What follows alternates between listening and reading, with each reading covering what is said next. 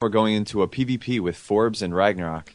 And Ragnarok for Team Convergence is actually up 1 right now. So it's pretty important that they don't gain too much momentum for binary gaming's sake. Yeah. So Binary Gaming already has one of their Pokemon knocked out. So Ragnarok is going to see if he can take out another one for his team. And for those of you who are joining us on my YouTube channel, be sure to check us out during our actual matches, which are Saturday 2 p.m. On twitch.tv/rkcasting. So over here we have Ragnarok spawning for Convergence Gaming. He was the winner of the first match, and his opponent is going to be BNY Forbes, spawning as the Protoss player for Binary Gaming. Yeah, the interesting thing about spawning positions in PvP is it doesn't really matter. Yeah, it absolutely does not matter because the units can spawn anywhere, including in your base. So you have to watch out for those proxy pylons. And Ragnarok accidentally canceled the probe. QQ. Really sad. Forbes sympathizing with him. I guess it happens to everyone. Well, and using his chrono boost early too. Before that pylon was actually out. Yeah. So. I guess he could just because he accidentally canceled that probe. Yeah, but no big deal. It's just a simple probe. Yeah. But we'll see how much that swings when it comes to this PvP. Yeah, but he's got his gateway down first. So yeah, he got 11 gateways, so that's a really fast gateway. Yeah, actually, you're right. I mean, that simple probe cancellation, it really does set you back. I mean, believe me, as a Zerg player, I know when I screw up my opening, if I make a drone instead of an Overlord, it is so frustrating. Unless Ragnarok has something in store for us, such as a faster 4-gate, that could be troublesome to deal with, especially if your own warp gate has not finished. It's something I've dealt with many a time playing Protoss on the ladder. It's really painful. It's just like, oh, I guess I have 4 less stalkers. Well, GG. So there's Forbes finishing his gateway right now, and there's his cybernetics core coming down. Both players looking exactly the same right now. It looks like Forbes doing some mineral harassment here. Yeah, it's funny. Despite all the balance changes and how Blizzard's really trying to get rid of that PvP 4-gate, I just don't think it's ever going to end. It's never going to end. Yeah. Not unless we get rid of maps like... Man, all the map names are like completely skipping my mind today. Tel'Darim Altar. That's a great 4-gate map. It's got a nice flat true, because area. of the flat ground, yep. So But, I mean, I like Tel'Darim too because, well, I actually cheese a lot on Tel'Darim Altar just because it's such a big map. I feel like 10-pool Speedling is an awesome build because most players are expecting me to go hatch first. Yeah. Like, on that map, I always Forge Expand as Protoss, so... Yeah, it's a great build to actually cheese someone. They're never going to expect it. And sometimes they may not even scout until after the Forge finishes or after like, a first cannon or something like that. And you know what? Forbes is diverting from that 4-gate. He's already got his second gas up, and then we see the 4-gate coming from Ragnarok. Yeah, he's got a faster 4-gate for sure.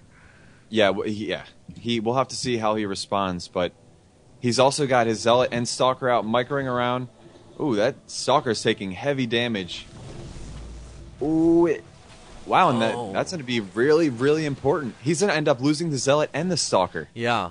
So this is going to reduce his chances of actually being able to do something with his 4-gate. He is now getting his gas up. Forbes does have far fewer gateways as of this moment, so there may still be an opening for a 4-gate to push in here and do a little bit of damage, but there's no pylon anywhere out in the field, so I feel like this may actually be a defensive 4-gate. Yeah, I think he thinks that Forbes has the 4-gate ready, but I mean, little does he know that's not the situation. But it's kind of bizarre to see Forbes putting on so much pressure because look at, well, actually his 4-gate. Oh no, it's a 2-gate robo. Yeah, so he's gonna have that robotics facility up sooner. The sentries are trying to tickle down that pylon. The pylon's not gonna have any of it. Looks like not really much of a warp in from Forbes yet, so he's going to try to get up that ramp. Looks like it does not happen. That pylon will finally fall after like 30 seconds of zapping. And you know what? Look at this. A quick Twilight Council from Forbes. So it looks like it's going to be Blink Stalker with that Observer. Yeah. He's going to put on a huge amount of pressure in just a moment. Meanwhile, Ragnarok is getting up his own robotics facility, so he's going to be going for a couple of those Immortals to see if he can hold this off. And currently, Ragnarok only has 4 sentries and 2 zealots. So with a blink in, I think Forbes could do a ton of damage, granted that he finishes that blink soon. I'm wondering if he wants to expand off of it. Just because, I mean, look at that probe count right now, actually. Yeah, actually, you can expand off of this pretty easily, putting on all of that pressure. If he decides to push out, if the guy with the robotics making Immortals decides to push out, you can base trade him pretty easily. Granted that you start base trading him as his army is moving out of his base. This is a little bizarre. We see that the robotics bay has gone down, so he's going for those Colossi. And I don't know if he'll have the number he needs, especially with the Blink Stalker harass. It's going to be really difficult. Yeah, Forbes getting his Observer in there to check out everything that's going on. He's got his Blink halfway complete, so he's going to be dropping a couple of Chrono Boosts on that. He's warping in additional Stalkers. A 4th Gateway coming up, so basically both players have a similar buildings coming out, except for that robotics bay, and there's that first Colossus on the way. That's going to make Ragnarok's army really slow and cumbersome.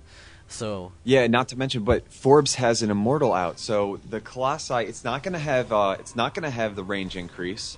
I feel like Forbes is in really nice position right now. He's got the Blink Stalker for harassment. He can get a better surround, and he's got Immortals to back it up. Yeah, and with that blink, he's going to be able to actually range the units on the high ground, and he's also got that Observer in here to see everything that's going on. And it looks like the Stalker is going to be not quite ready to blink up there right now. It looks like 2 force fields going down. Oh, getting pretty nervous right there. He just wasted 2 force fields way too soon. And the good news is he did take out that Observer, and now his Colossi can actually be used. He needs to poke a little bit. There we go. There's his Colossus now trying to do that damage. Looks like Forbes is not quite ready to push up that ramp yet. He's probably trying to get another Observer. No, it looks like not much going on for either player.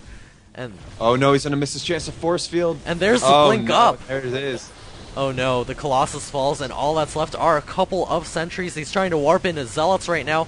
I don't know if this is actually going to be enough more warp-ins here from Forbes, and he's blinking back great against those Zealots, forcing them to walk forward and attack a new unit, and it looks like a GG out of Ragnarok. Forbes taking the game for Binary Gaming, and we're going to be moving to Game 3.